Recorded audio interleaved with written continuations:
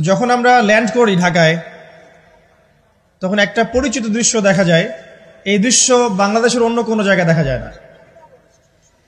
পার পাবে না ইনশাআল্লাহ, কোন মাজলুমের চোখের প্রাণে বৃথা যাবে না, কারণ কিয়ামতের দিন আছে। এটা হচ্ছে প্রিয় দর্শকবৃন্দ, আপনাদের সবাইকে আন্তরিক অভিনন্দন ও শুভেচ্ছা। আমরা সবাই জানি ইসলাম একটি পূর্ণাঙ্গ জীবন ব্যবস্থা। এই দিন আমাদের শিখিয়েছে কিভাবে চলতে হবে, কিভাবে কথা বলতে হবে, কিভাবে মানুষকে ভালোবাসতে হবে এবং কিভাবে আল্লাহর সন্তুষ্টি অর্জন করতে হবে। আজকের এই আলোচনার মাধ্যমে আমরা চেষ্টা করব কুরআন ও হাদিসের আলো থেকে কিছু শিক্ষা নেয়ার, নিজেদের ভুলগুলো সংশোধন করার এবং সত্যিকার অর্থে মুসলমান হিসেবে নিজেকে গড়ে তোলার। তাই অনুরোধ রইল, পুরো আলোচনা মনোযোগ দিয়ে শুনবেন এবং যা শিখবেন তা নিজের ও পারিবারিক জীবনে বাস্তবায়নের চেষ্টা করবেন। চলুন শুরু করা যাক আমাদের আজকের আলোচনা। আশার দিন আর জালেমের জন্য হতাশার দিন। কিয়ামতের দিন না থাকতো তাহলে সমস্ত খুনি, ব্যভিচারী, ধর্ষণকারী, জালেম, ফাসেক, আল্লাহদ্রোহী সবাই পার পেয়ে যেত না। আল্লাহ পাক পার দিবেন না বলেই কিয়ামতের দিন রেখেছেন। ছোটবেলায় আমরাও মনে করতাম যে মানুষের জন্ম নিয়েছে, কি ভুলটা করলাম, হিসেব নিকেশ, জান্নাত জাহান্নাম, কত সমস্যা। যত দিন যাচ্ছে বুঝতে পারছি যে ভাগ্যিস কিয়ামতের দিন বলে একটা দিন আছে, না হলে জালেমের এই জুলুমের কোনো বদলা হতো না, আর মাজলুম তার অধিকার ফিরে পেত না। তো 50,000 বছরের সমান ওই দিন মানুষ অস্থির হয়ে যাবে এই কারণে বিচার শুরু হচ্ছে না কেন। একবার আদম আলাইহিস সালামের কাছে দৌড় দিবে, একবার নবী নূহ, একবার মূসা, একবার ঈসা, একবার ইব্রাহিম, সবাইকে রিকোয়েস্ট করবে মানুষ দলে দলে গিয়ে যে আল্লাহকে বলেন অ্যাটলিস্ট বিচারটা যেন শুরু করেন। অপেক্ষা করা কাজটা কষ্টকর না ভাই? কারোর জন্য অপেক্ষা করা কষ্টকর না? অপেক্ষা করতে করতে ঘামে একদম গলা পর্যন্ত ডুবে যাবে। আল্লাহ পাক হেফাজত করুন আমাদেরকে। ওই 7 শ্রেণীর মানুষের মধ্যে আল্লাহ পাক আমাদেরকে আশ্রয় দান করুন, আল্লাহুম্মা আমিন। এরপরে যেটা বলছিলাম যে এই 50,000 বছরের সমান দিনে একজন ব্যক্তি আপনার আমার জন্য সুপারিশ করবে, তার নাম কি? এবার হাত উঁচু করেন, কতজন আপনাদের মধ্যে ওই ব্যক্তির সাল্লাল্লাহু আলাইহি ওয়াসাল্লাম তার জীবনী পড়েছেন জীবনে একবার? অনেস্টলি বলবেন, সততার সাথে হাত নামান। এবার চিন্তা করেন, এই যে আমরা স্লোগানগুলো দেই যে আল কোরআনের আলো ঘরে ঘরে জালো, নারায়ে তাকবীর, আল্লাহু আকবার, স্লোগান দেই না অনেক? বাস্তবতা স্লোগানের মধ্যে পার্থক্য নাই? যখন আপনি দেখবেন প্রতিটা যুবক বা প্রত্যেক ব্যক্তি আমাদের সমাজের মধ্যে নবী সাল্লাল্লাহু আলাইহি ওয়াসাল্লামের জীবনী সম্পর্কে ভালো ধারণা রাখে, কুরআনুল কারীম মাশাআল্লাহ তেলাওয়াত করতে জানে, কোরআনের অর্থ বোঝার চেষ্টা করে, মাশাআল্লাহ হকপন্থী আলেম ওলামাদের কাছে যায়, আত্মশুদ্ধি অর্জন করে, হালাল খায়, পারিবারিক আদর্শ সুন্দর করে গড়ে তোলার চেষ্টা করে, ন্যায়ের পথে থাকে, অন্যায় করে না, তখন অটোমেটিকলি কোরআনের আলো ঘরে ঘরে জ্বলবে না? তাহলে মূল কাজটা কি? আইওয়াশ এবং শোডাউন করা, না মূল কাজ করা? মূল কাজটা কি? আমরা কিন্তু মূল কাজটা করতে চাচ্ছি না, বা মূল কাজটাকে আমরা ততটা গুরুত্ব দিচ্ছি না যতটা যৌগিক বিষয়গুলোকে গুরুত্ব দিচ্ছি। আর এই কারণে দীর্ঘদিন থেকে দেখছি যে উম্মার অবস্থা মোটামুটি অপরিবর্তনীয় আছে, বরং দিন দিন ডে বাই ডে আস্তে আস্তে অধঃপতন হচ্ছে। আপনি হয়তো প্রশ্ন করতে পারেন আমার দিকে আঙ্গুল তাক করে, কে বললো আপনাকে অধঃপতন হচ্ছে? আমরা তো দেখছি উন্নতি, অগ্রগতি আর প্রগতি। আমি বিনয়ের সাথে বলবো আর 10টা থেকে 20টা বছর অপেক্ষা করেন। 5 বছর আগে বিনয়ের সাথে বলেছিলাম যে 10 বছর অপেক্ষা করেন, কাগজের টাকা বলে কিছু থাকবে না। আস্তে আস্তে সোসাইটি ওইদিকে যাবে, এবং এগুলো কোনোটাই অ্যাক্সিডেন্টলি অটোমেটিকলি হচ্ছে না, এর পিছনে একটা মাস্টার মাইন্ড কাজ করছে। পুরো বিশ্বের পিছনে একটা মাস্টার মাইন্ড কাজ করছে। একটা সভ্যতা চাচ্ছে সারা বিশ্বের মানুষ ওর দাস হয়ে থাক, এবং তাদের এক একটা এজেন্ডা আস্তে আস্তে বাস্তবায়িত হচ্ছে। এবং মাশাআল্লাহ আমরাও হালুয়া রুটি এবং সেমাই খাচ্ছি, মাশাআল্লাহ আমরাও খাচ্ছি খোরমা, জিলাপি, হালুয়া, রুটি, সেমাই, এগুলো আমরাও খেয়ে যাচ্ছি মাশাআল্লাহ। আল্লাহ পাক আমাদের হৃদয়ের চোখগুলো যেন খুলে দেন, আল্লাহুম্মা। ক্যাশলেস সোসাইটি চায় তারা, ক্যাশলেস সোসাইটি, মানে সোসাইটির মধ্যে কোনো ক্যাশ থাকবে না, ডিজিট থাকবে, খালি ডিজিট। এক হালি কলা কিনবেন, আপনি 40 ডিজিট পাস করে দিবেন। কলাওয়ালা 40 ডিজিট পেল, ওর দরকার এখন ধরেন মাছ, ও 40 ডিজিটের মাছ কিনবে। মাছওয়ালার দরকার মনে করেন চাল, ও 40 ডিজিটের চাল কিনবে। ডিজিট ঘুরবে, খালি সংখ্যা খালি ঘুরতে থাকবে হাত থেকে হাত। এমন একটা মানি আপনাদেরকে দিবে, এমন একটা মুদ্রা দিবে আপনাদেরকে, যে মুদ্রা ধরতেও পারবেন না, পকেটেও রাখতে পারবেন না। এখন তো ধরতে পারেন, পকেটে রাখতে পারেন, একটা সময় আসবে মুদ্রা ধরতেও পারবেন না, পকেটেও রাখতে পারবেন না। এবং এগুলোর মান তারা নিয়ন্ত্রণ করবে। যখন দেখবে যে আপনার মধ্যে তাওহীদ বেশি আছে, ইসলামের চেতনা বেশি আছে, দ্বীনের ফিকির বেশি, ইসলাম ইসলাম করছেন, আপনার মান কমে যাবে টাকা। যদি দেখে আপনার মধ্যে দাসত্ব আছে, ওরা যা বলছে আপনি সামিআনা ওয়া আতা'না বলছেন, ইয়েস স্যার ইয়েস স্যার করছেন, আপনি উন্নতি, অগ্রগতি, প্রগতি পাবেন। হ্যাঁ, যারা এগুলো লঞ্চ করছে তারা আবার তাদের সম্পত্তিগুলোকে গোল্ড এবং সিলভারে কনভার্ট করছে অলরেডি। দেখেন বড় বড় ওদের ব্যাংকগুলোকে দেখেন, সব গোল্ড এবং সিলভারে কনভার্ট করছে। ওই ইসরায়েলের দিকে তাকিয়ে দেখেন, ও তার সমস্ত সম্পত্তিগুলোকে, বেশিরভাগ সম্পত্তিগুলোকেই সাস্টেইনেবল গোল্ডে কনভার্ট করছে। ও আমাদের মতো বোকা নয়। শোনেন কেমন বোকা নয়, বিগত 70 বছরে মুসলিমদের নাকের ডগার উপরে বসে 4টা যুদ্ধে মুসলিমদেরকে পরাজিত করে দিয়েছে ইসরায়েল। বিগত 70 বছরে ওরা প্রথমে ব্রিটেন, তারপরে আমেরিকার হাত ধরে বিশ্বের এমন একটা জায়গায় এসেছে যে এই জায়গা থেকে তারা বিশ্বের পলিটিক্স, ইকোনমিক্স, মিডিয়া, প্রযুক্তি, ফাইন্যান্স সব নিয়ন্ত্রণ করার শক্তি অর্জন করেছে অলরেডি। আপনি ভাবছেন করবে? অনেকে মনে করে এটা ভবিষ্যৎ বক্তা মনে হয়। আমি বলছি যে বর্তমান সম্পর্কে আপনি খবর রাখেন না বলেই বর্তমানকে আপনার ভবিষ্যৎ মনে হচ্ছে। এটা বর্তমান, এটা ভবিষ্যৎ না। ভবিষ্যতে তো সে সারা বিশ্বকে রুল করবে ইনশাআল্লাহ তাআলা। না হলে তো সে মাসিহুদ দাজ্জালের ফলোয়ারই হতে পারবে না। আর দাজ্জাল তো সারা বিশ্বকে শাসন করবে এবং তাকে ফলো করবে জিউসরাই। তবে হ্যাঁ, এটা আমরা জানি কোরআন এবং হাদিস থেকে আলহামদুলিল্লাহ যে ওদের এই দমন, পীড়ন, জুলুম এবং শাসনটা চিরস্থায়ী হবে না ইনশাআল্লাহ। এটা একটা সাময়িক সময় জুড়ে থাকবে, এরপরে আল্লাহ পাক পৃথিবী থেকে এটাকে সরিয়ে দিবেন ইনশাআল্লাহ। কিভাবে সরাবেন? ওই যে লোহিত সাগরে আল্লাহ পাক যেমন করে বনু ইসরায়েলকে ধাওয়া করছিল ফেরাউনের বাহিনী, মনে আছে? লোহিত সাগরে আল্লাহ পাক ফেরাউনের বাহিনীকে একত্রিত করেছেন, ডুবিয়ে দিয়েছেন, দেন নাই? আল্লাহ পাক সেম সুন্নাহ অ্যাপ্লাই করেছেন প্যালেস্টাইনের ক্ষেত্রে। আল্লাহ পাক সমস্ত জালেমদেরকে ওখানে একত্রিত করেছেন ধ্বংস করার জন্য। সেম সুন্নাহ, এটা হবে ইনশাআল্লাহ আযজা ওয়া জাল। আমরা জানি এটা সরে যাবে পৃথিবী থেকে। তারপরে এমন একটা যুগ আসবে যে যুগে ইনশাআল্লাহ আযজা ওয়া জাল একজন নবী সারা বিশ্ব পরিচালনা করবেন। একজন নবী, তার নাম ঈসা ইবনে মারইয়াম, এবং তার অনেক আগেই আমাদের ইমাম আল মাহদি তিনি ইন্তেকাল করবেন। মনে রাখবেন, শেষ জামানার সবচেয়ে ভাইটাল চরিত্র ইমাম মাহদি নয়। শেষ জামানার সবচেয়ে ভাইটাল চরিত্র হচ্ছে ঈসা ইবনে মারইয়াম। ঈসা ইবনে মারইয়াম সবচেয়ে ভাইটাল চরিত্র, কারণ তিনি জেরুজালেম থেকে সারা ওয়ার্ল্ডে ইসলামী খেলাফা কায়েম করবেন। এবং 40 বছর, এই 40 সংখ্যা এক্স্যাক্টলি 40 না আরো বেশি আল্লাহ ভালো জানেন, পৃথিবী জুড়ে ইসলামের অনুশাসন বজায় থাকবে ইনশাআল্লাহ। একটা কাঁচা বাড়ি, একটা পাকা বাড়ি আপনি পাবেন না যেখানে আল্লাহর কালিমা প্রবেশ করবে না, জুলুম বলে কিছু থাকবে না ইনশাআল্লাহ। যা দেখছেন আপনি এখন ওয়ার্ল্ড ওয়াইড যে দাপট, দেখে মনে হচ্ছে বিশ্ব এদের কোনো অস্তিত্বই বিশ্বে থাকবে না। এখন সারা বিশ্বের দিকে তাকিয়ে আপনার কাছে মনে হচ্ছে মাশাআল্লাহ, NATO, United Nations, world bank, এটা সেটা, বিশ্ব যে কি হচ্ছে সারাদিন। শুক্র গ্রহ আমার, একজন বলছে না শুক্র গ্রহ আমার, একজন মিসাইল তৈরি করছে, আর একজন প্রতিরক্ষা ব্যবস্থা করছে। ওয়ার্ল্ড অ্যাফেয়ার্স পড়লে মনে হয় যে ওয়ার্ল্ডটা এদেরই, কিন্তু আল্লাহ রাসূল সাল্লাল্লাহু আলাইহি ওয়াসাল্লাম বলছেন যে বিশ্বটা আস্তে আস্তে আস্তে আস্তে তার ধ্বংসের দিকে যাচ্ছে।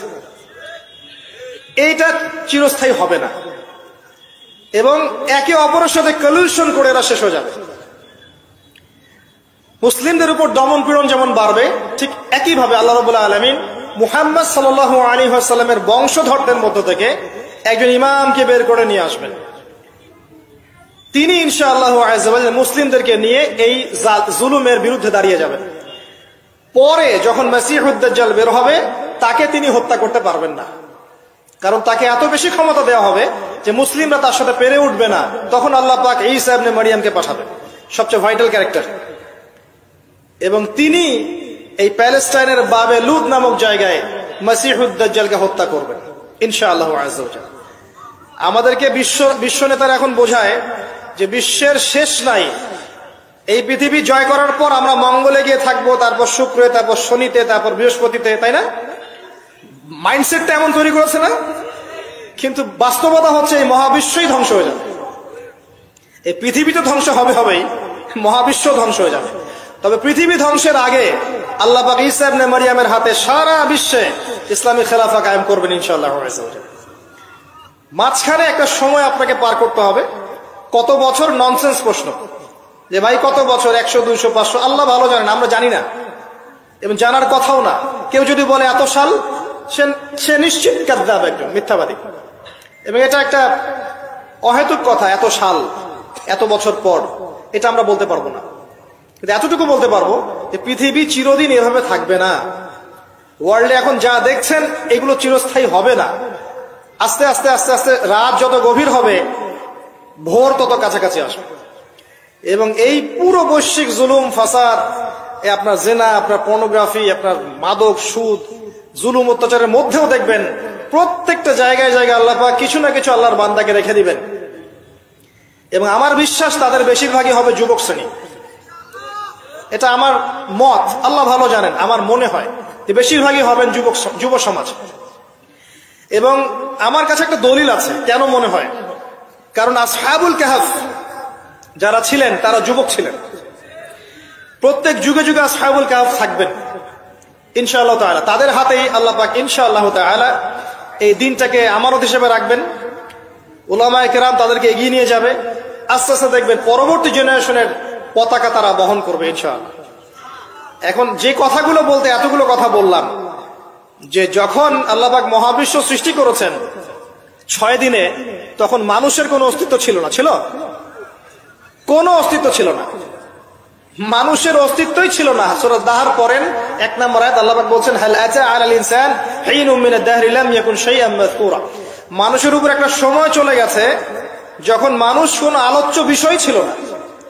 এখন সারা ওয়ার্ল্ডের দিকে তাকালে মনে হয় যে মানুষই সবকিছু, তাই না? অথচ মানুষের বাইরে যে একটা জাতি আছে, জিন জাতি, এটাকে বিশ্বাসই করে না মানুষ। মানুষের আশপাশে ঘুরছে ফেরেশতারা, মানুষ বিশ্বাসই করে না। আল্লাহ পাক আছেন আরশে আজিমে, তার উপরে, মানুষ বিশ্বাসই করে না যে আল্লাহ বলে কেউ আছে। মানুষ মনে করে বিগ ব্যাং থেকে সব সৃষ্টি হয়েছে। হ্যাঁ, অনেক মানুষ মনে করে যে আল্লাহ বলতে কেউ নাই, সবকিছু বিগ ব্যাং থেকে সৃষ্টি হয়েছে।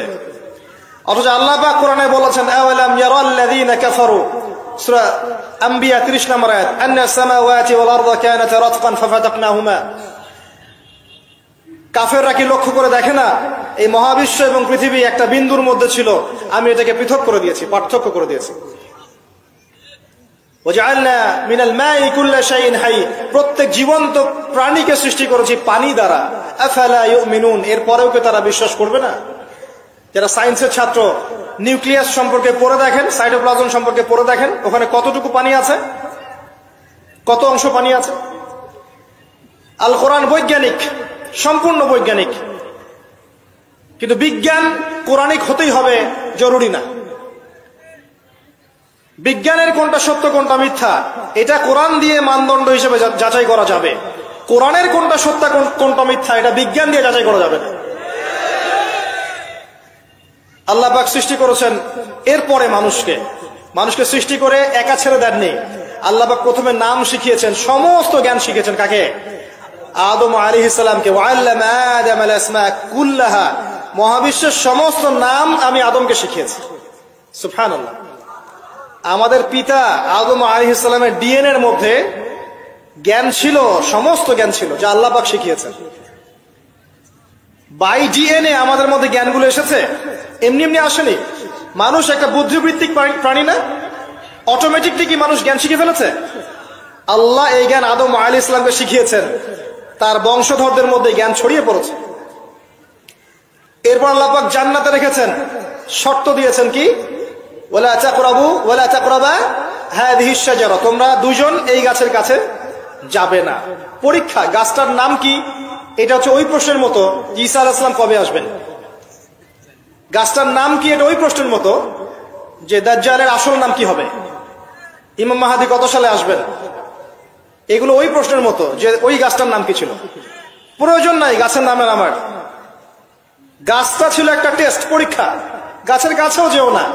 চলে গেলেন, কার প্ররোচনা চলে গেলেন? ইবলিস। তার নাম কি? ইবলিস। আচ্ছা, ইবলিস আমল করতো না? ইবলিস ফেরেশতাদের সর্দার ছিল না? কি কারণে আল্লাহ পাক তাকে বহিষ্কার করলেন? অহংকার, রাইট। আবা ওয়াস্তাকবারা, সিজদা করি নাই। খলাকতানি মিন নার ওয়া খলাকতাহু মিন তিন, আমাকে সৃষ্টি করেছেন কি দিয়ে? আগুন। তাকে সৃষ্টি করেছেন মাটি। এটাকে বলে আত্ম অহংকার, ইগো। মনে রাখবেন, আপনার যত বড় সার্টিফিকেট থাকুক, কেমব্রিজ থেকে, অক্সফোর্ড থেকে, হার্ভার্ড থেকে বা দারুল উলুম থেকেই, যদি আপনার কাছে অনেক বড় বড় সার্টিফিকেট থাকে কিন্তু মনের মধ্যে অহংকার থাকে, আপনার মনের মধ্যে নূর আসবে না। যদি আসতো তাহলে ইবলিসের মনে আসতো। তার জ্ঞানের কোনো কমতি ছিল না। ওয়াস্তাকবার, সে অহংকার করেছে। আর অহংকার কাকে বলে?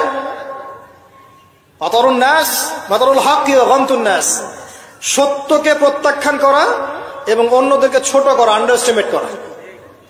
আর আমাদের সংস্কৃতি এখন হচ্ছে অন্যকে আন্ডার এস্টিমেট করা। আমাদের চরিত্রই হয়ে গেছে এমন, গীবত, তোহমত, অপবাদ, সমালোচনা, কাদা ছড়াছড়ি, চুল ছেঁড়াছেড়ি, এগুলোই সংস্কৃতি। যতক্ষণ আমরা এই কাজগুলো করতে থাকি ততক্ষণ ওই যে ইসরায়েল, সে আরো 10টা মিসাইল বানিয়ে ফেলে। এই জন্যই বলি যে আমরা মাঝে মাঝে জিলাপি খাই, খোরমা খাই। তো যখন আমরা ল্যান্ড করি ঢাকায়, তখন একটা পরিচিত দৃশ্য দেখা যায়। এই দৃশ্য বাংলাদেশের অন্য কোনো জায়গায় দেখা যায় না। সেটা হলো বাক্সে বাক্সে বন্দি জীবন। উঁচু উঁচু কিছু ইমারত দেখা যায়, ইট কাঠ পাথরের কিছু ইমারত, ছোট ছোট বাক্সের মতো, আকাশ থেকে বাক্সের মতো লাগে দেখতে। তো এই যে বাক্সে বাক্সে বন্দি জীবন, এই দৃশ্যটা ঢাকাতে আসলে দেখা যায়। দেখুন, রাসূলুল্লাহ সাল্লাল্লাহু আলাইহি ওয়াসাল্লাম, একটু মনোযোগের সাথে শুনতে হবে। যখন আমরা ল্যান্ড করি তখন কি দেখি? দেখি হাইলি কনস্ট্রাক্টেড বিল্ডিংস। ঢাকায় আমরা দেখি হাইলি কনস্ট্রাক্টেড বিল্ডিংস। আজকে থেকে 200 বছর আগে এমন দৃশ্য কেউ দেখেছে কিনা আমার জানা নাই। তবে একটা হাদিস থেকে আমি আলোচনা শুরু করি, তাহলে বুঝতে পারবেন। নবী সাল্লাল্লাহু আলাইহি ওয়াসাল্লাম মসজিদে বসে আছেন, মসজিদের মধ্যে, নববীর মধ্যে, এবং হাদিসটা তার ইন্তেকালের অল্প কিছুদিন আগের হাদিস। এটা প্রারম্ভিক সময়ের হাদিস নয়, শেষের দিকের হাদিস। কোরআনের যেমন শানে নজুল আছে, হাদিসেরও কিন্তু শানে নজুল আছে। ঠিক আছে? কোরআনের যেমন শানে নজুল আছে, এক একটা আয়াত এক একটা প্রেক্ষাপট এসেছে, নাজিল হয়েছে, ঠিক একইভাবে হাদিসেরও কিন্তু শানে নজুল আছে। নবী সাল্লাল্লাহু আলাইহি ওয়াসাল্লামের জীবনের শেষের দিকের হাদিস এটা।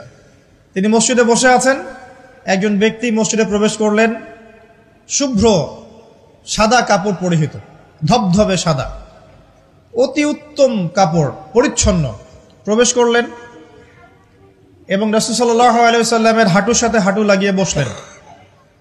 ঠিক আমরা যেমন আত্তাহিয়াতু পড়ার সময় যেভাবে বসি নামাজে, এভাবে। আমার কথা কি বুঝতে পারছেন? আচ্ছা, এবার নবী সাল্লাল্লাহু আলাইহি ওয়াসাল্লামকে তিনি ব্যাক টু ব্যাক 4টা প্রশ্ন করছেন। 1 নম্বর বলছেন, ইয়া মুহাম্মদ, হে মুহাম্মদ সাল্লাল্লাহু আলাইহি ওয়াসাল্লাম, আখবিরনি আনিল ইসলাম, আমাকে ইসলাম সম্পর্কে বলুন। নবীজি বললেন, ইসলাম হচ্ছে কালিমা, আল্লাহ এক সাক্ষ্য দেয়া, নবী মুহাম্মদ সাল্লাল্লাহু আলাইহি ওয়াসাল্লামকে সর্বশেষ রাসূল সাক্ষ্য দেয়া, সালাত কায়েম করা, যাকাত দেয়া, রমাদান মাসে সওম রাখা এবং সামর্থ্য হলে হজ করা, এই হলো ইসলাম। তিনি বললেন, সাদাকতা, আপনি সত্য বলেছেন। ওমর রাদিয়াল্লাহু আনহু বলছেন, ফাআজিবনা লাহু ইয়াসআলুহু ওয়া ইউসাদ্দিকুহু, আমরা তার প্রশ্ন শুনে অবাক হয়ে গেলাম। সে নিজেই প্রশ্ন করছে, নিজেই আবার সত্যায়ন করছে। যে প্রশ্ন করছে সে তো জানার জন্য প্রশ্ন করছে। ছাত্র যদি ওস্তাদের কাছে প্রশ্ন করে যে ওস্তাদ এটা কি, ওস্তাদ বলে এটা এই, তখন সেই ছাত্র যদি বলে যে আপনি সত্য বলেছেন, তার মানে এই ছাত্র আগে থেকে উত্তরটা জানতো, তাই নয় কি? তার মানে এই প্রশ্ন করে আগে থেকেই জানে যে উত্তরটা কি হবে। তো দ্বিতীয় প্রশ্ন করছেন তিনি, বলছেন আখবিরনি আনিল ঈমান, ঈমান কি, আমাকে ঈমান সম্পর্কে বলুন। নবী সাল্লাল্লাহু আলাইহি ওয়াসাল্লাম বলছেন ঈমান হচ্ছে 6টা বিষয় বিশ্বাস করা। তুমিনা বিল্লাহ, আল্লাহ বিশ্বাস করবে, ওয়া মালাইকাতিহি, তার ফেরেশতা মণ্ডলীর প্রতি, ওয়া কুতুবিহি, তার সমস্ত আসমানি কিতাবের প্রতি, ওয়া রুসুলিহি, তার সমস্ত রাসূলগণের প্রতি, ওয়াল ইয়াউমিল আখির, পরকালের প্রতি, ওয়াল কদরি খায়রি ওয়া শাররি, তাকদীরের ভালো মন্দের প্রতি। এই 6টা পিলারে বিশ্বাস করলে আপনি মুমিন হলেন। প্রশ্নকারী বলছে সাদাক্তা, আপনি সত্য বলেছেন। আবারও তৃতীয় প্রশ্ন করছেন আখবিরনি আনিল ইহসান, হে মুহাম্মদ সাল্লাল্লাহু আলাইহি ওয়াসাল্লাম আমাকে ইহসান সম্পর্কে বলুন, ইহসান কি জিনিস? নবী সাল্লাল্লাহু আলাইহি ওয়াসাল্লাম বলেছেন ইহসান হচ্ছে আন তা'বুদাল্লাহা কাআন্নাকা তারাহ, তুমি এমন ভাবে আল্লাহর ইবাদত করবে যেন তুমি আল্লাহকে দেখতে পাচ্ছ। ওয়া ইল্লাম তাকুন তারাহু ফাইন্নাহু ইয়ারাক, যদি তুমি আল্লাহকে দেখতে না পারো জেনে রাখবে আল্লাহ ঠিকই তোমাকে দেখছেন। এই আল্লাহ কনসিয়াসনেসের নাম হচ্ছে ইহসান। কি নাম? ইহসান। ইসলামের ভিত্তি পেলাম 5টা, ইমানের কয়টা পেলাম? 6টা। আর ইহসানের ব্যাখ্যা কি পেলাম? আল্লাহ কনসিয়াসনেস, মানে আল্লাহকে হাজির নাজির জেনে ইবাদত করা। কেউ যদি আল্লাহকে হাজির নাজির জেনে ইবাদত করে সে কিন্তু পাপ করতে পারবে না, তার নামাজে মনোযোগ কিন্তু ডানে বামে যাবে না ইনশাআল্লাহ। তো তিনি বললেন সত্য বলেছেন আপনি। এবার চতুর্থ প্রশ্ন করছেন তিনি যে আখবিরনি আনিস সাআ, আমাকে কিয়ামত সম্পর্কে বলুন, কিয়ামত কবে হবে? তখন নবী সাল্লাল্লাহু আলাইহি ওয়াসাল্লাম বলছেন মাল মাসউলু আনহা বিআ'লামা মিনাস সাইল, এই বিষয়ে প্রশ্নকারীর চেয়ে উত্তরদাতার জ্ঞান বেশি নয়। এই বিষয়ে প্রশ্নকারীর চাইতে উত্তরদাতার জ্ঞান বেশি নয়, মানে কেউই জানে না কিয়ামত এক্স্যাক্টলি কবে হবে। তখন প্রশ্নকারী থেমে যাচ্ছেন না, প্রশ্নকারী আবার প্রশ্ন করছেন 5 নম্বর প্রশ্ন যে ফাখবিরনি আন আমারাতিহা, তাহলে আমাকে কিছু আলামত বলেন কিয়ামতে কিছু আলামত বলেন। নবী সাল্লাল্লাহু আলাইহি ওয়াসাল্লাম অনেক আলামত বলতে পারতেন কিন্তু, এবং তিনি বলেছেনও, সারা জীবনে তিনি অসংখ্য আলামত বলেছেন।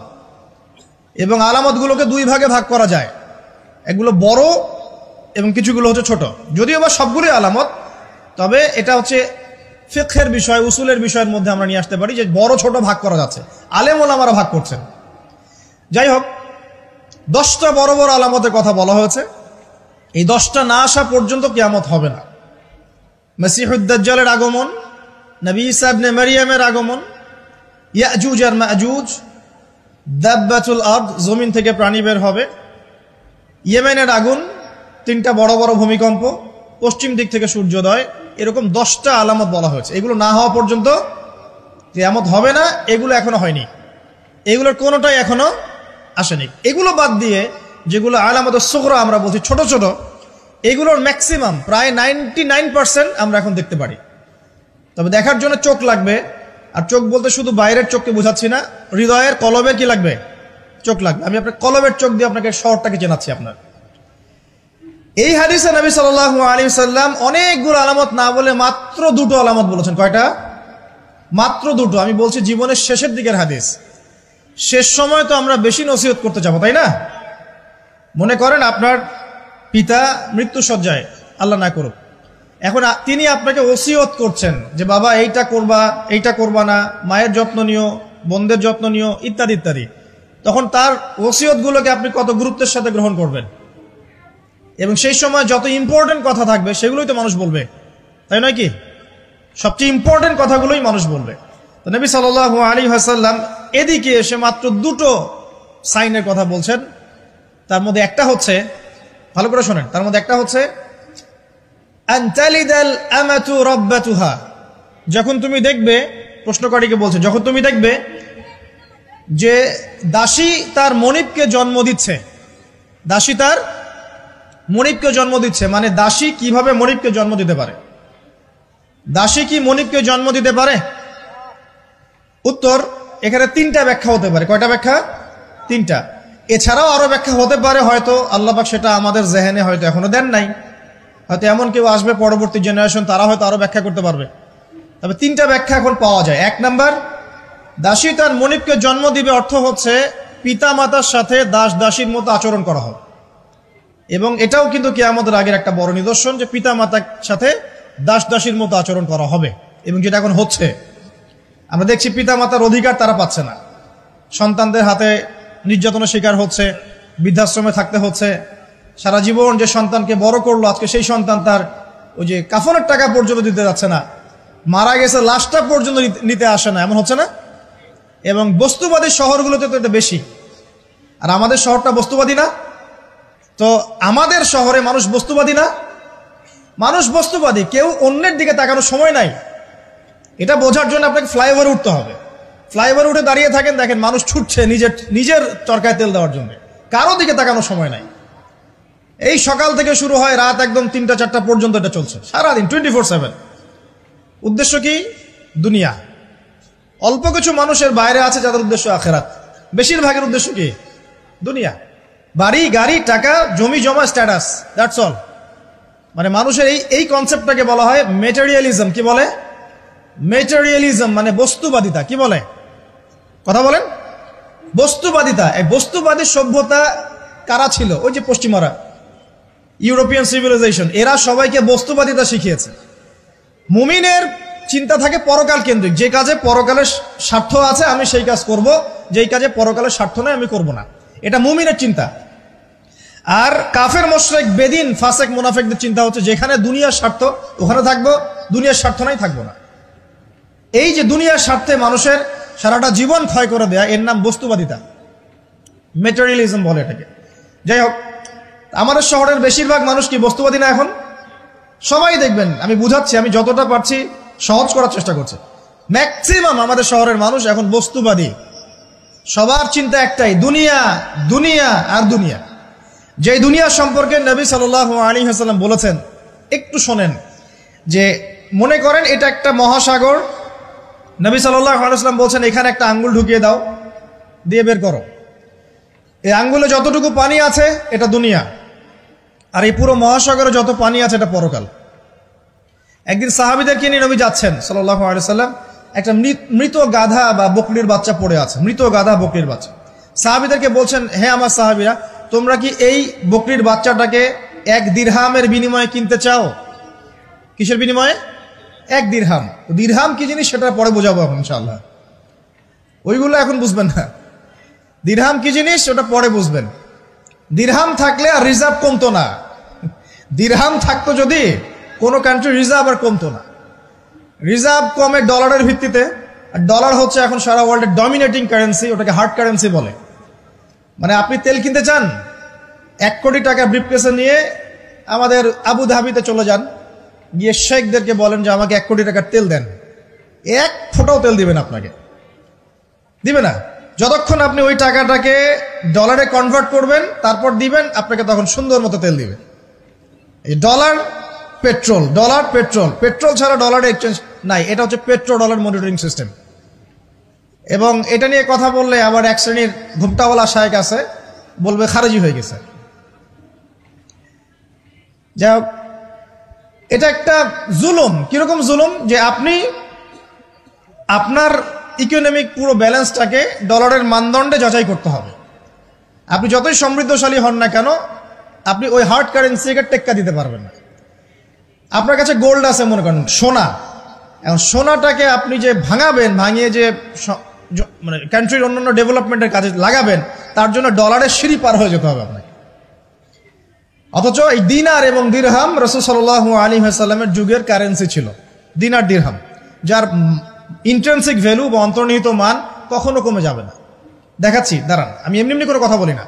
আসহাবুল কাহফ কত বছর ঘুমিয়েছিলেন বলেন? 309 বছর। 309 বছর। পকেটের মধ্যে কিছু কয়েন ছিল, সোনার আর রূপার কয়েন। এই এলাকা ছেড়ে চলে গেছে, গুহার মধ্যে ঘুমিয়েছে, রাত কাটাবে, আল্লাহ পাক ঘুম পাড়িয়ে রেখেছেন 309 বছর। 309 বছর ঘুম থেকে ওঠার পর তারা বলছে, কেম লাবিস্তুম, তোমরা কতদিন ঘুমিয়েছো? একজন বলছে লাবিস না ইয়াওমান আও বা'দা ইয়াওম, একদিন ঘুমিয়েছি বা একদিনের কিছু অংশ ঘুমিয়েছি। ঠিক আছে, ঘুম থেকে উঠেছে, এখন ক্ষুধার্ত আমরা, যাও এই মুদ্রাগুলো নিয়ে বাজারে যাও, বাজারে গিয়ে দেখো ফালইয়ানজুর আইয়ুহা আসকা তুআমা, খেয়াল করে দেখো কোন খাবারটা উত্তম পবিত্র, ওটা নিয়ে আসো। তো 309 বছর একটা মুদ্রা নিয়ে ঘুমানোর পরেও মুদ্রার মান কমে যায়নি। ওই টাকা দিয়ে ঠিকই রুটি কেনা গেছে। কারণ আপনি আপনার কারেন্সিগুলো নিয়ে 309 বছর ঘুমানো লাগবে না, আপনি 10 বছর ঘুমান। 10 লাখ টাকা নিয়ে 10 বছর ঘুমান, 10 লাখ টাকার মান যদি 9 লাখ টাকায় না নেমে আনছে তাহলে আমি নাম বদলাই ফেলাবো। এখন 1 লাখ দাঁড়ান ঠিক বলেন না, দাঁড়ান বোঝেন আগে। এখন এই যে 1 লাখ টাকার মানটা হারালেন আপনি, 1 লাখ টাকার মানটা আপনি হারিয়ে ফেললেন, তো ওই 1 লাখ টাকা আর্ন করার জন্য আপনাকে শ্রম দিতে হয়নি? আপনার মাথার ঘাম পায়ে ফেলতে হয়েছে না? তাহলে আপনার শ্রমটা গেল কোথায়? তাহলে কেউ আপনার শ্রমটা লুটে পুটে খেয়ে ফেললো। যেহেতু আপনার কারেন্সির মানটা ডলার বেসড, এই কারণে ওই মনিটরিং সিস্টেম যারা চালায় ওরা আপনার এভাবে করে শ্রমটাকে সিজ করে ফেলে দেবে। আর আমি যদি আপনাকে আমার ফার্মে কাজ করিয়ে সারাদিন কাজ করানোর পরে আপনাকে কোনো পারিশ্রমিক না দেই, শ্রমের কোনো মূল্য না দেই, আপনি আমাকে জালেম বলবেন না? বলবেন কি না? ঠিক এই কারণে আমরা বলছি এই মনিটরিং সিস্টেমটাই জুলুম।